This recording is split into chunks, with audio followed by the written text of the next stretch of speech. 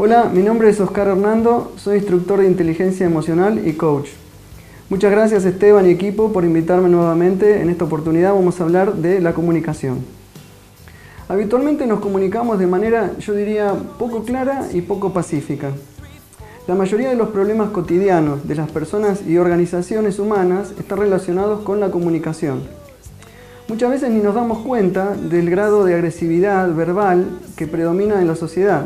Los invito a ver la tele prestando atención a este detalle, viendo a personajes de ficción, algunos concursos de baile, algunos artistas, periodistas, deportistas, políticos. Muchos de estos personajes gritan, descalifican y ningunean a su rival de turno. Lo más grave está en el ejemplo que le dan a los chicos. Se puede llegar a pensar, si uno está desprevenido, que esta es la mejor manera de comunicarse. Porque si los referentes de la sociedad, los formadores de opinión lo hacen y les va bien, entonces está bien hablar como ellos. Otros problemas referidos a la comunicación, aparte de la violencia, son la falta de asertividad y de empatía, aunque ambas pueden también estar relacionadas con la violencia, y la falta de un lenguaje preciso. Los responsables de la mala comunicación somos todos, aunque principalmente quienes aparecen en los medios de comunicación, como dijimos anteriormente. Cada uno de nosotros también tenemos responsabilidades en este tema, en nuestra vida diaria. Y una vez que aprendemos a hablar mejor, creo que debemos ayudar a los demás, a que los demás se comuniquen de una manera más adecuada. El buen hablar también es contagioso, no solo se nos pegan los malos hábitos, sino también los buenos. Hay varias técnicas que enseñamos para comunicarnos de manera más efectiva. Todas nos sirven, todas aportan algo y no son excluyentes. Cada una se aplicará de acuerdo a las circunstancias o a nuestra preferencia. Vamos a mencionar elementos comunes a todas las técnicas y que tienen que ver con los problemas que mencioné antes. Primero debemos hablar de la empatía. En un programa anterior la nombramos, dijimos que era una de las habilidades más importantes de la inteligencia emocional. Es fundamental aprender a escuchar al otro, saber qué dice, por qué lo dice, qué está sintiendo. Y la menciono primero porque justamente debemos aprender a escuchar antes de hablar. Muchas veces los padres dicen, no entiendo a mi hijo, no me escucha, cuando en realidad primero debería escuchar el padre al hijo para poder entenderlo.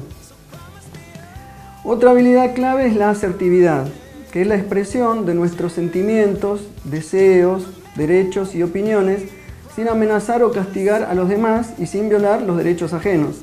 Es un equilibrio entre la conducta pasiva, en la cual nos callamos, nos sometemos, no hacemos valer nuestros derechos, y la conducta agresiva, que avasalla los derechos de los demás y se impone por la fuerza, lo que genera en el otro miedo, rencor y deseos de venganza.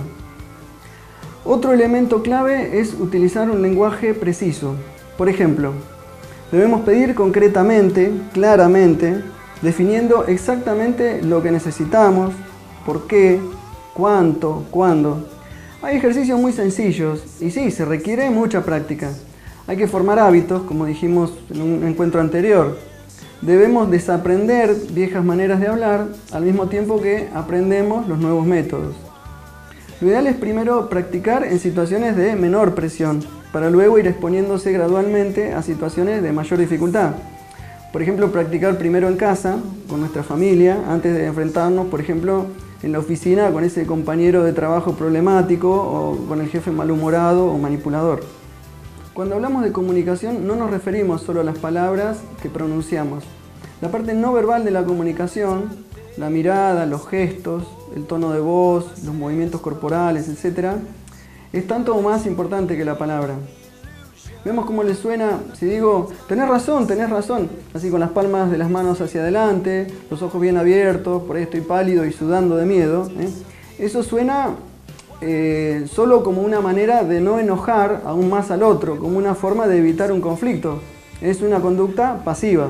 Si decimos, tenés razón, sin mirar al otro y con tono de voz fuerte, y seguidamente nos vamos, nos damos media vuelta y damos un portazo, esa es una señal de falta de respeto al otro y una conducta agresiva.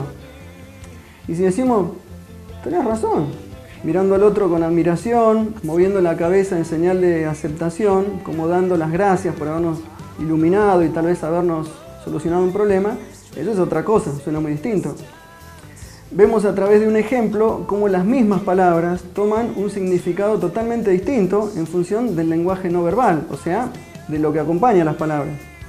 Entonces también debemos interpretar el mensaje que nos brinda el lenguaje no verbal de la otra persona para poder comprenderla más a fondo y empatizar con ella.